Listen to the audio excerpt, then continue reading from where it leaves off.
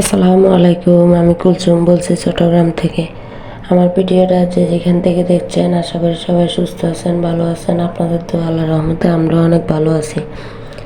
এই যে এখানে বাচ্চারা কান্নাকাটি করতেছে ঘুরতে যাওয়ার জন্য। ঈদের পরে ঈদের ভিতরে কোথাও বের হওয়া হয় না, এজন্য ঘুরতে নিয়ে গেছি ওদেরকে। সি বিচ নিয়ে গেছি, তো ওরা এখানে অনেক খেলাধুলা করছে পানি নিয়ে। আমার গলাটা বসে গেছে, দুঃখিত সবার কাছে। অনেকদিন দেওয়া হয় না, ব্লগ ভিডিও অনেক দেওয়া হয় না। এই যে এখানে অনেকগুলা ঘোড়া দেখা যাচ্ছে। অনেক মানুষ গেছে, কারণ আমরা শুক্রবারের ছুটির দিন গেছি, এজন্য অনেক ভিড় হয়েছে ওখানে।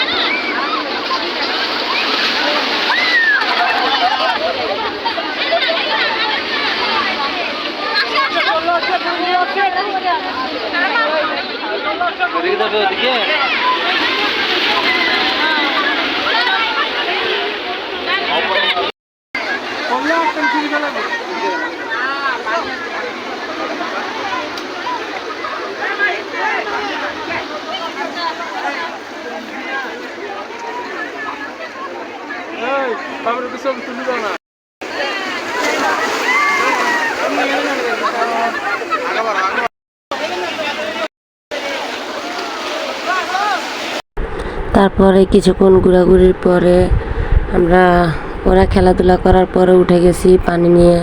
পুরো তো ভিজে একাকার সবাই।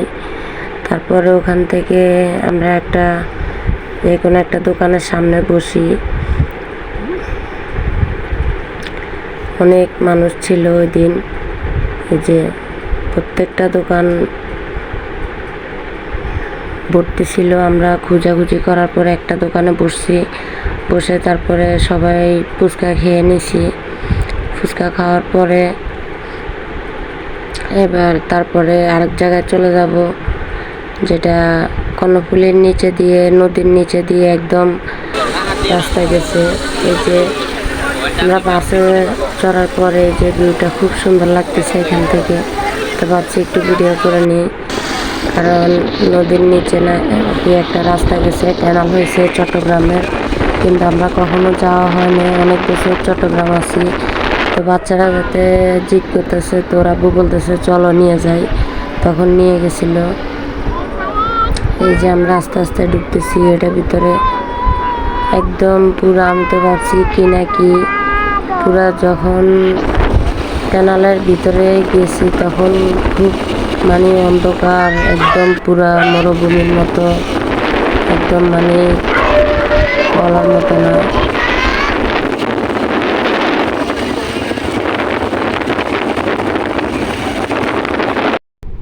এই যে আমরা ক্যানালের ভিতরে ঢুকে গেছি, পুরো একটা বক্সের মতো এরকম দেখতে। একদম গাড়িটা এত স্পিডে চালাইছে, মোবাইল পর্যন্ত বাহিরে হাত দিয়ে ধরে রাখতে পারতেছি না।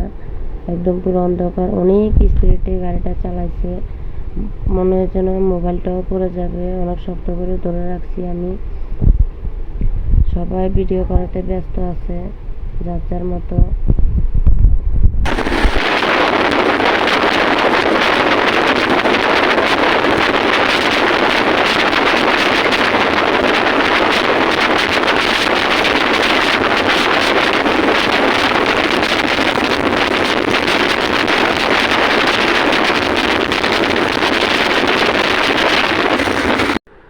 এই যে আমরা এখন বের হওয়ার পথে, বের হয়ে যাব। বাহিরের ভিউটা এরকম, ভিতরে একদম অন্ধকার, পুরা কিছুই দেখা যায় না, মনে হয় যেন পুরো একটা বক্সের ভিতরে ঢুকে ফেলছে গাড়িটা, এরকম মনে হয়।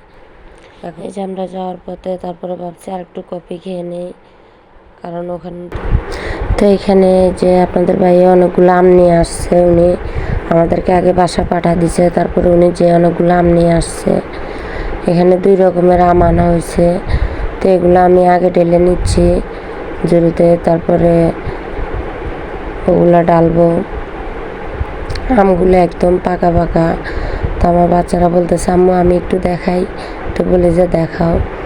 তো এই যে এখানে এগুলো নিয়ে আসছিল, বলে সিজন শেষ হয়ে যাবে, ওদেরকে মন ইচ্ছা মতো খাওয়াও আগে, ওদের একদম মন ভরুক আম খেয়ে। তো ওদেরকে অনেকগুলো কেটে দিবে এখন, এখানে 1 প্লেট কেটে দিছি, ওরা এখন খাবে। তো আজকের মতো এখানে বিদায় নিচ্ছি।